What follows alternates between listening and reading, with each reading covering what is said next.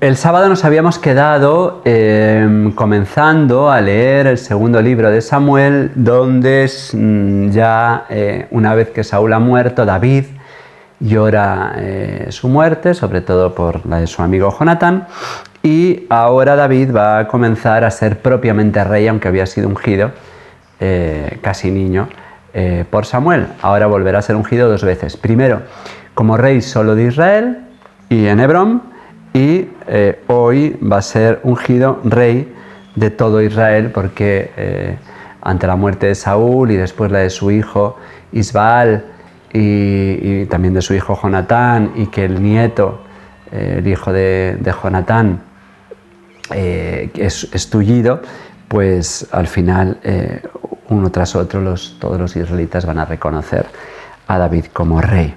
Todas las tribus de Israel, comienza el texto de hoy, lunes, fueron a Hebrón a ver a David. Hueso y carne tuya somos. Habían luchado contra él, pero ahora hueso y carne tuya somos.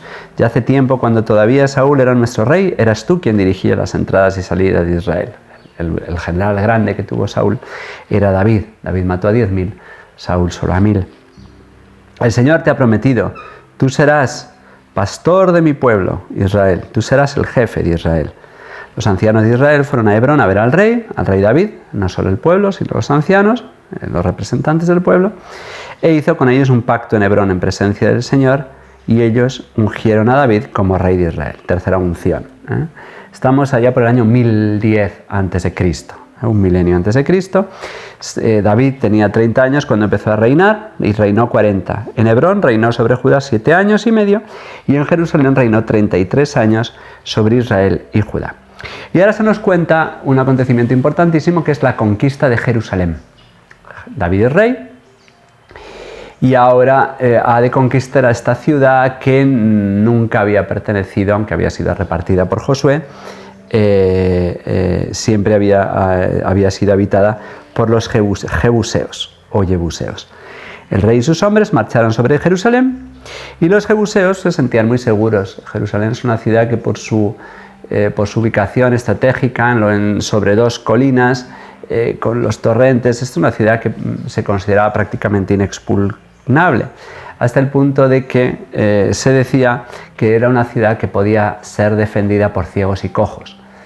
Y este refrán, esta presunción, explica la frase siguiente: no entrarás, te rechazarán los ciegos y los cojos. Es decir, no vas a poder contra Jerusalén.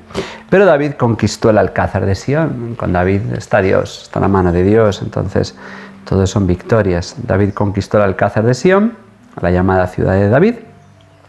Y David, dice el texto, iba creciendo en poderío, y el Señor de los ejércitos estaba con él.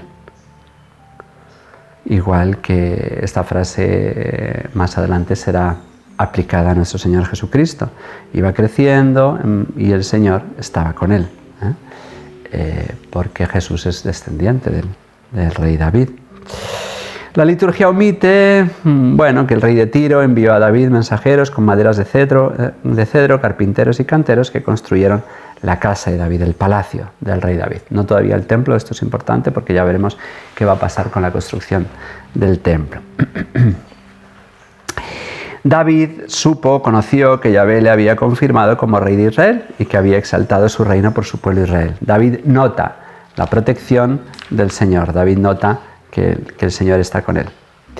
Y Dios le va bendiciendo en distintas victorias. Viene una victoria importante contra los filisteos, porque los filisteos oyeron que David había sido ungido rey, le plantaron batalla, y Dios le sugiere, le habla y le dice que no les plante batallas de frente, sino que los rodee y los ataque por detrás.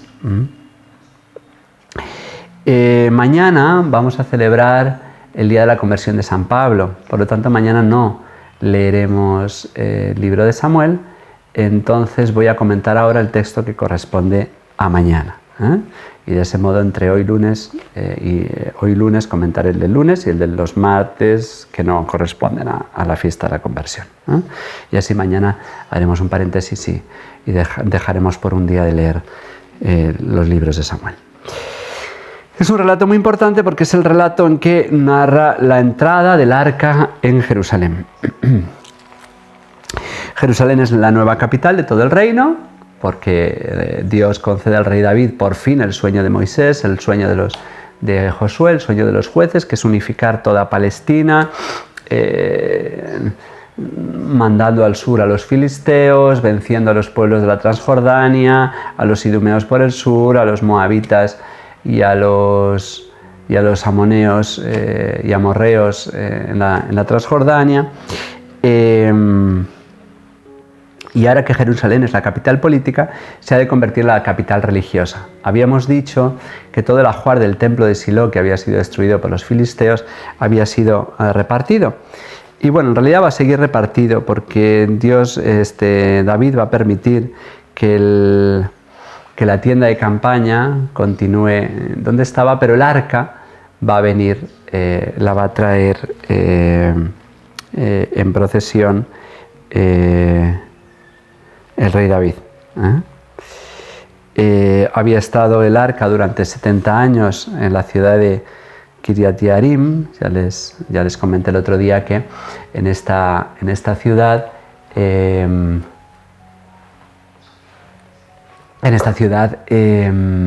hay hoy una iglesia pequeñita, porque había habido una iglesia más grande bizantina, en honor de Santa María, el arca de la Nueva Alianza. María es el arca de la Nueva Alianza. De hecho, vamos a ver en el texto de hoy, en el que corresponde a mañana propiamente, que no leeremos por ser la conversión de San Pablo, que hay muchos paralelismos entre el relato de Lucas de la visitación, de María, arca de la Nueva Alianza, que va a prisa a la montaña con Jesús en su seno, con el arca de la Alianza que viene, el arca que porta la presencia de Dios hasta Jerusalén.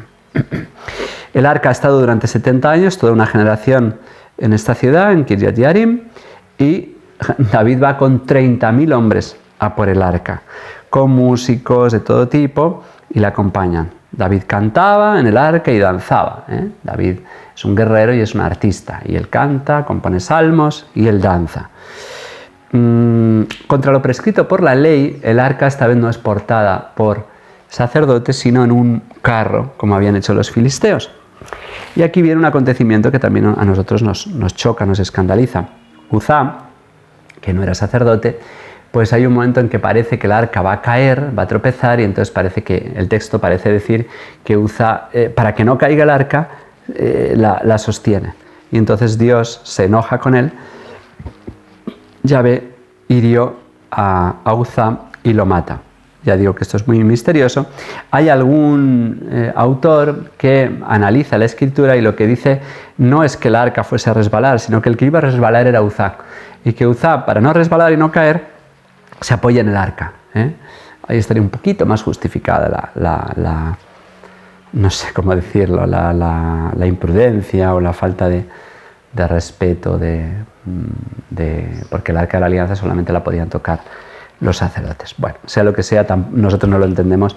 David tampoco lo entendió. David se irritó con Dios y tuvo miedo. Y entonces mandó el arca a la casa de Obededón, que no sabemos muy bien si era el sacerdote, yo creo que sí, el levita del primer libro de Crónicas. Hay otros que dicen que es un filisteo, porque dice Obededón de Gat. Ahí me casa más que era un sacerdote. Y esto casaría más con lo que pensamos algunos de que José, cuando duda qué hacer con María, que se ha convertido en arca de la Nueva Alianza, en lugar de recibirla en casa, decide mandarla con Zacarías, sacerdote, y con Isabel, para que ellos le ayuden a discernir qué hay que hacer. Porque queda María 3 meses en la casa de Zacarías, como 3 meses va a estar el arca en la casa de Obededón. 3 meses trayendo bendiciones. Igual que María trae la bendición y llena del Espíritu Santo a Isabel, el arca, 1000 años antes, llena de bendiciones la casa de Obededón. De hecho, hay textos judíos que dicen que tantas eran las bendiciones que las mujeres parían muchachos y los animales gemelos. Porque en aquel tiempo se concibe que parir varones es más importante que parir mujeres, que son guerreros. Y que unos animales den a luz gemelos, pues evidentemente eso es señal de prosperidad. Al ver el rey David que Obededón es bendecido, entonces pierde ese miedo que había adquirido cuando Uzá muere por tocar el arca, y entonces la manda traer. David llevó el arca de Dios desde la casa de Obededón a la ciudad de David haciendo fiesta. Cuando los portadores avanzaron 6 pasos, sacrificó un toro y un ternero cebado e iba danzando ante el Señor con todo entusiasmo, vestido solo con un roquete de lino. Así iban llevando David y los israelitas el arca del Señor entre vítores y al son de trompetas. Aquí se cantan estos salmos de peregrinación, como qué alegría cuando me dijeron vamos a la casa del Señor, salmos que luego cantará el Señor, cantará la Virgen, cantará San José.